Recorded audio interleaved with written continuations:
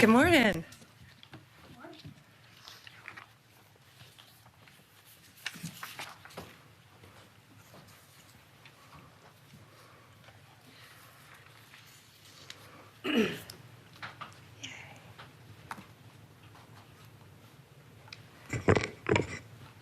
Good morning. With me here today, I have our great Secretary of Education, Linda McMahon, Representative Laurel Libby of the Maine State House, Linnea Saltz of IWF Women's Sports Advocate, Stephanie Turner, a fencer, Zoe Hutchison, a Maine athlete, Cassidy Carlisle, a Maine athlete, and my dear friend, you all know, Riley Gaines, who has been a champion on this issue for women. Today, the Department of Justice is announcing a civil lawsuit against the Maine Department of Education. The state of Maine is discriminating against women by failing to protect women in women's sports. Pretty basic stuff. This is a violation of Title IX. The Department of Justice will not sit by when women are discriminated against in sports. This is about sports. This is also about these young women's personal safety. I've met many of these women throughout the past weeks and months, and what they have been through is horrific. We have exhausted every other remedy. We tried to get Maine to comply. We don't like standing up here and filing lawsuits. We want to get states to comply with us. That's what this is about. We have repeatedly notified Maine of its infractions and urged them to remedy the situation to protect women. We've stripped grants from Maine through other departments, and we are going to continue to fight for women. Let me give you some examples. Let me give you a timeline. This timeline, I think, is pretty important. So in February 2024, these are just a few examples. A biological boy started competing in women's ski races and cross-country races in Maine.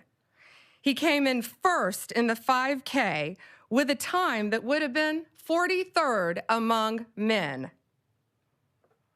In February 2025, a biological boy won first place in the pole vaulting competition in Maine's indoor track and field meet. He beat every other girl by a significant margin. That qualified him for regional championships. That took a spot away from a young woman in women's sports. Shame on him. February 21st, 2025, President Trump has the governors at the White House. President Trump has the exchange with Janet Mills. He asked her about the issue. Her response, "We'll see you in court." Well, we still didn't sue. HHS and the Department of Ed opened investigations in an attempt to get them to comply. They both found violations. And in March, Maine refused to comply. I want to read you this letter.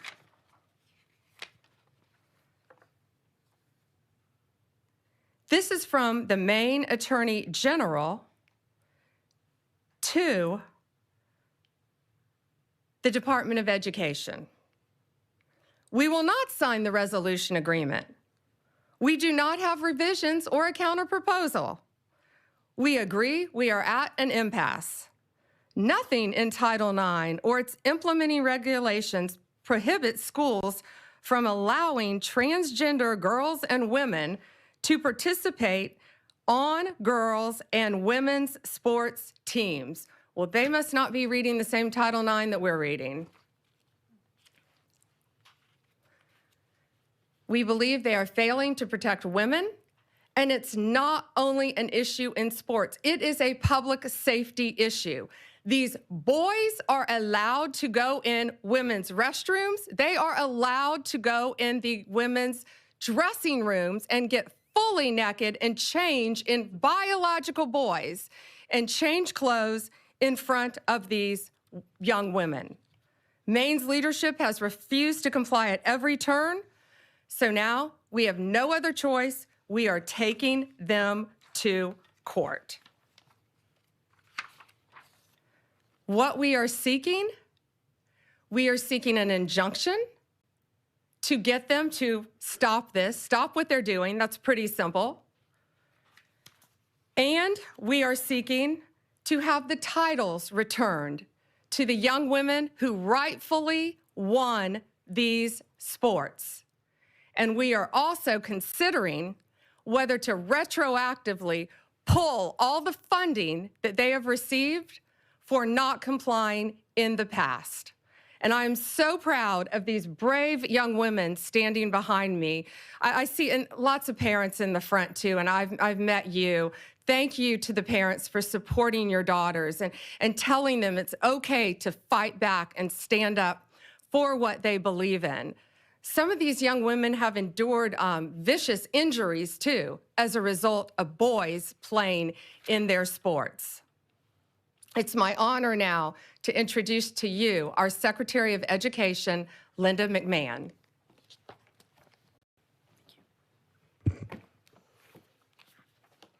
Good morning, everyone. I don't think our case could have been stated any better than it was just presented by our Attorney General, Pam Bondi. And I thank you very much for your participation this morning, and I will echo Attorney General's comments about how brave these women are, these young women. And of course, Riley Gaines has been a staunch advocate for the Title IX infractions, since she came on board. And we're so proud to have Riley out there as such a prominent spokesperson. So today we're announcing a weighty development in the Title IX investigation into the Maine Department of Education. We, the Department of Education, analyzed Maine's Education Department for compliance with Title IX of the Education Amendments of 1972, which prohibits sex-based discrimination in any school or education program that receives federal funding. Unfortunately, our investigation has found that Maine continues to willfully violate Title IX and to strip the civil rights of female athletes in the state. And as Pam alluded as well, it's not just about their civil rights, it's about their safety. And we, after our investigation, we found we really had no other choice. We thought the infractions warranted turning them over to the Justice Department for their further investigation. So how do we get here? On February 5th, President Trump signed the executive order keeping men out of women's sports, which directed all states and educational programs receiving federal funds to cease the practice of allowing males to compete in sports programs for women. They didn't make this up. This is the law. This is Title IX. This executive order was aimed at protecting women like fencer Stephanie Turner or volleyball player Peyton McNabb from being injured and unfairly outmatched by male athletes. President Trump didn't pull any punches. He explicitly warned Maine and Governor Janet Mills that Maine would risk losing federal funding if it continued to allow males to participate in women's sports. Governor Mills chose to openly flout Title IX compliance, telling President Trump, and I'll repeat what the general said, "We'll see you in court," and obviously we are going to. That same day, our Office for Civil Rights opened an investigation into the Maine Department of Education and Maine School Administrative District Number 51 for permitting males and girls sports and denying female-only intimate facilities. The department's investigation confirmed Maine's Title IX violations, and we offered Maine leaders multiple opportunities to change their policy and to protect women in sports, and they have refused.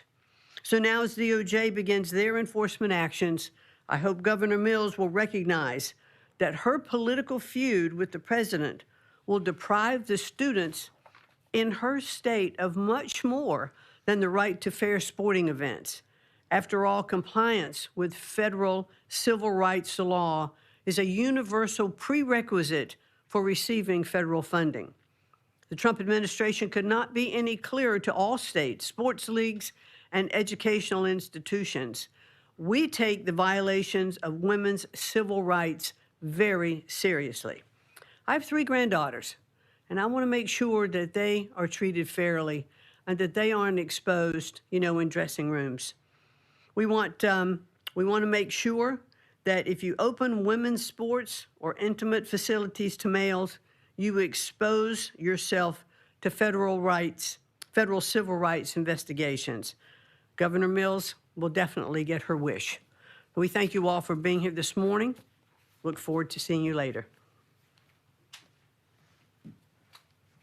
Thank you, Secretary. I'd now like to introduce to you State Rep Laurel Libby from Maine, who has been a champion for these young women in the state of Maine. And thank you, Representative. Thank you, Attorney General Bondi. It's unfortunate that we have to be here today because Governor Mills and legislative Democrats, along with the Maine Principals Association, continue to persist in discriminating against Maine women and girls. They are out of alignment with 2/3 of Mainers who believe that biological males have no place in girls' sports. Earlier this week, MSAD 70 School Board voted unanimously to align with Title IX. They're in alignment with 2/3 of my fellow Mainers. And I would encourage other school boards throughout Maine, I would exhort you to speak up for Maine girls similarly and vote to align with Title IX. I thank you to the Trump administration and AG Bondi for taking action on behalf of our girls and helping to ensure a safe, fair, and level playing field in Maine. Thank you. President Trump, before he was elected, this has been a huge issue for him. Pretty simple. Girls play in girls' sports, boys play in boys' sports. Men play in men's sports, women play in women's sports. And he got to know a great young woman during that time named Riley Gaines, and we are all so proud and honored to have her here with us. Riley has been a champion nationally for this issue. Riley, please join us. Well, goodness gracious, it's an honor to be here, to stand beside, of course, Secretary McMahon, Attorney General Bondi, these amazingly brave athletes, Representative Libby. But truthfully, I'm frustrated. I'm frustrated that we have to be here, that we as women have to stand before you all on national television demanding equal opportunities, demanding privacy in areas of undressing, demanding safety in our sports. Amazing to me that we are still here fighting this fight, that the Democratic Party has really doubled down, tripled down, quadrupled down on their ridiculous stance, but that's exactly what they've done. Let me tell you what sports has done in my life. Of course, in terms of athletic achievement, I very proudly finished my career as a 12-time NCAA All-American, a 5-time SEC champion, actually the SEC record holder in the 200 butterfly, making me one of the fastest Americans of all time. A 2-time Olympic trial qualifier, SEC Scholar Athlete of the Year, SEC Community Service Leader of the Year. The list goes on, but again, just to really reiterate, it's a lifelong journey. It's how I met my husband. It's what gave me my lifelong friends. It taught me how to be a leader. It taught me how to set goals and work to achieve those goals. All things that, of course, I'm utilizing in my life now beyond sports, that leadership in Maine, Governor Mills, Democratic leadership really across the nation, that's what they're denying girls and women of. I'm sure you guys saw the clips and the visuals that surfaced following President Trump's executive order signing of this EO, barring men from participating in women's sports within any educational program that receives federal funding. And it was the most amazing thing to be there. And you have all of these young girls. I'm talking 5, 6, 7, 8 years old. They've got their jerseys on, their sports uniforms, their big bows in their hair that they wear on the soccer field. That visual means more to me than I could possibly put into words. And that is what is at stake here. That is who Governor Mills is fighting, not Donald Trump. It's those little girls. And I believe that's sick. It's regressive is what it is. They do this under the guise of progress, indicating we are moving in the positive forward direction. No, what Governor Mills is doing, and again, Democratic governors across the nation, is deeply regressive and utterly misogynistic. Over the past 3 years, I've had the opportunity to speak to countless girls in Maine and again across the country, countless parents, coaches who all virtually say the same thing. Why wouldn't anyone protect my athlete? Why wouldn't anyone protect my daughter? Why wouldn't anyone protect me? I've talked to girls who have lost roster spots, of course, podium finishes. I've talked to girls who have been exploited and simultaneously exposed to naked men in intimate areas of undressing. I've talked to girls who have been severely injured in their sports due to a male player on the opposing team. For crying out loud, we have a female representative from Maine, Laurel Libby, you just heard from her. She didn't tell you what happened to her. She lost her ability to vote and to speak on the House floor for defending girls and women, for posting about what was happening in Maine. No, this type of oppression didn't happen in Afghanistan. No, this type of censorship didn't happen in England. It happened right here in America under Democratic leadership. Again, this isn't progress. I would describe this as betrayal. Let this be a notice, these actions that we have seen put forward today by the Department of Justice, by the Department of Education, to all other states who are not willing to comply with federal law, that federal law being Title IX, which is very clear in how it was originally implemented, or at least it should be. We never knew we had to define this word sex until these both elected and unelected bureaucrats started to go through the back door and reinterpret this word to mean what they want it to mean. Originally implemented in 1972, it was only 37 words, very brief. Ultimately, of course, preventing sex-based discrimination. Let this be a notice. California, Minnesota, the likes thereof. If you do not comply with federal law, you do not get to reap the benefits of complying with federal law. Of course, one of those benefits being receiving federal funds. Women are protected and recognized under federal law, again, that law being Title IX. The U.S. government under President Trump, including the Department of Justice, including the Department of Education, will not stand by and ignore when the federally protected rights of women and girls are being violated. Again, that encounter between Governor Mills and President Trump went viral for really all of the right reasons. I think she thought she had this mic drop moment when she said, "I'll see you in court." Guess what? You will, because President Trump is a man of his promises. That was his campaign slogan. That's what we've seen delivered. Promises made, promises kept. This is another one. People, the American people, girls, women, boys, men, old, young, white, black, gay, straight, none of those identity factors matter. We want transparency and we want accountability. Again, we voted overwhelmingly in favor of that on November 5th. And accountability is back in the White House. So I stand before you all today, and I thank you, again, Secretary McMahon, Attorney General Bondi.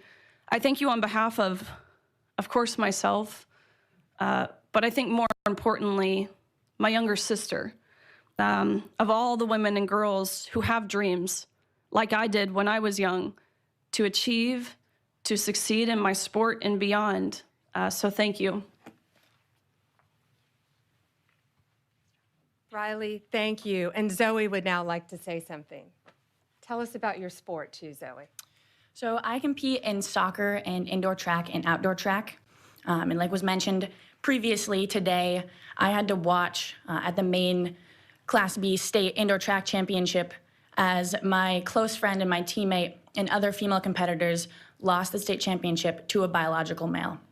And this was heartbreaking for me to have to watch. And Riley said that it's betrayal, and that's what it is. It is the job of our elected officials to protect our young female athletes, and they have failed to do that. We walk into sports expecting to have a level playing field, and to walk into the state championship to see a biological male there and to lose to a biological male, that's betrayal. And so I am extremely grateful to AG Bondi for standing up for us when our elected officials aren't doing that. And on behalf of the girl athletes in Maine, I just want to say thank you all, and I look forward to having a level playing field back after this fight. So thank you. And Cassidy wants to say a few words. My first experience was when I was 13 years old. I was going to change for gym, and I walked into the locker room, and there was a biological male there. From that point on, my junior year, I competed in Nordic skiing and lost to a biological male numerous of times. I am fighting this fight for generations to come. And the fact that our governor can look the women of our state in the eyes and say, I'm not going to fight for you, is heartbreaking, and it's betrayal, like Riley said. I just want to thank all these women standing behind me and President Trump for fighting for us, because even though my own governor isn't fighting for me, I know there are people out there fighting for me. Thank you, Cassidy. It takes a lot for these young women to be standing up here saying this too. And again, I'm looking at their amazing parents in the front row who have supported them, who I've gotten to know, who are protecting them every step of the way and telling them that they have a voice to stand up for themselves and future generations of young women to come and many athletes. Gates, should we take some questions? Yeah, absolutely. Questions? Mary Margaret, Daily Wire. Thank you, Attorney General Bondi. I wanted to ask if there's other states that you're focused on. Which ones are next for these types of abuses, including men and women's prisons? Well, first we're looking at, for this, we're looking at Minnesota. We're looking at California. We're looking at many, many states, but they are the top two that should be on notice because we've been communicating with them. And just like Maine, we're not going out there. We don't want to be suing people. We want them to comply with the law. And that's what we're doing. We have given them opportunity, Maine, an opportunity over and over again. The Department of Education, HHS, they went and sat down with them in person, multiple meetings, and got nowhere. So now this is where we are because they refuse to protect young women in their state. So yes, Minnesota, California, multiple states. As far as prisons, had nothing to do with Title IX. We took away funding from Maine as well. We decided to go a different direction in our grants because we saw one reason they allowed a 6'1", 245 giant man who had violently, no murders, nice, but he had violently murdered his parents with a knife and the family dog, serving life in prison, and he chose to identify as a woman. So guess where he's being housed? In a female prison in Maine. So therefore, my office, we don't want to give any more money to the Department of Corrections in Maine if that's how they're going to act. We're going a different direction in our funding. Sadie with the Journal. Hi there. So Maine's governor yesterday said there were maybe at most 2 trans athletes in Maine schools right now. I just was hoping you could talk a little bit about the sort of amount of federal resources that you're putting into this and why that's worth it given the small impact in Maine. And I have a second off-topic question too. Given that it has some of the same elements as the fire bombings of Tesla dealerships that you've charged federally and called domestic terrorism, I'm wondering if you would say the arson at Pennsylvania Governor Josh Shapiro's house would also be domestic terrorism and something you would investigate federally, and if not, what constitutes domestic terrorism? Okay, so first the on-topic question about the, I haven't heard Janet Mills' comment. Governor Mills said it's only a couple trans athletes. Well, I think those are boys who identify as girls wanting to beat girls in girls' sports. Well, if one young woman is in jeopardy, one, that's enough for us to be standing up here. One, no boy will be undressing in a girl's locker room. No boy will be walking in a woman's restroom. And no boy, when we're finished with this, will be beating young girls in sports. These young women have, many of them have trained, since you were in elementary school for your sport? Riley, when did you start swimming? 4 years old. They have trained their entire lives. Some of them have lost scholarships. They have lost regionals. They have lost state because of boys. I don't care if it's 1. I don't care if it's 2. I don't care if it's 100. It's going to stop, and it's going to stop in every single state. Tesla. You ask about, yes, Tesla. You ask about, so I spoke to Governor Shapiro. I think you're referring to his governor's mansion. I spoke to him. It is absolutely horrific what happened to him. Kash Patel also spoke to him. We have been praying for Josh, for his family. Those photos, it was horrible. I firmly believe they wanted to kill him. The defendant allegedly said he was going to use a hammer if he could have gotten to the governor. I've known the governor many, many years. It is horrible. And yes, we are working with state authorities to do, it's now a pending investigation, anything we can to help convict the person that did this and keep them behind bars as long as possible. David? Two questions, one on topic and one off topic. Sure. I'll start with the on topic. Minnesota and California, you mentioned you're looking at them. Are there active investigations into those states? Are there conversations? In which state do you expect to be next based on those conversations? Both. We have reached out to them. We have sent them letters. We're in the same posture we were in the beginning here with Maine. So let's see what they do. Let's hope they comply. Again, we don't want to sue anyone. We just want you to comply with federal law and protect girls, period. But yes, we are fully prepared to sue them and others that we will be looking at as well. And then my off topic, big topic over the past few weeks, Kilmar Abrego Garcia in Maryland. He's in a prison now in El Salvador. He was sent there. You insist, the president, everybody in the administration insists that he is MS-13. It appears that there's not going to be any sort of trial. He's not going to come back. DHS said he would be arrested and redeported if he comes back. Why not show the American people the evidence that he's MS-13 so they can make an informed decision? And that goes the same with this Henry Josue Santos, who was picked up in Virginia, who is now presumably going to be deported as well. Why not show the public the evidence? Well, he is an illegal alien who has been living illegally in our country from El Salvador.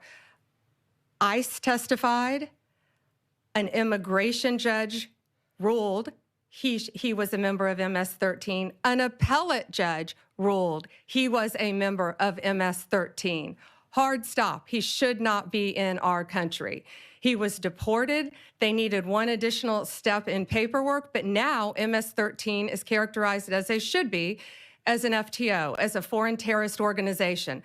So he is not coming back to our country. President Bukele said he was not sending him back. That's the end of the story. If he wanted to send him back, we would give him a plane ride back. There was no situation ever where he was going to stay in this country. None. He would have come back, had one extra step of paperwork, and gone back again. But he's from El Salvador, he's in El Salvador, and that's where the president plans on keeping him. But the evidence, we're not going to see the evidence? We have the transcripts from the court hearings. I'll be glad to give you the court hearings from 2019, what we have, sure. With the rulings from the judges, gladly. All right, last one, Reagan. Reagan Reese, Daily Caller. Madam Attorney General, there's a Maine school board, MSA D number 70, which voted unanimously on Monday to defy the governor and to comply with Title IX. With the action you're taking today, will it be possible to exempt schools that comply from any future punishment? Yes. And I think that was very brave and bold of that school board. We just saw that as well. The question was one school board in Maine voted to comply. And again, that's all we wanted was compliance. So yes, we will not be going after them, looking at them in this lawsuit because they are complying and they're protecting women in women's sports. Thank you, guys. Thank you.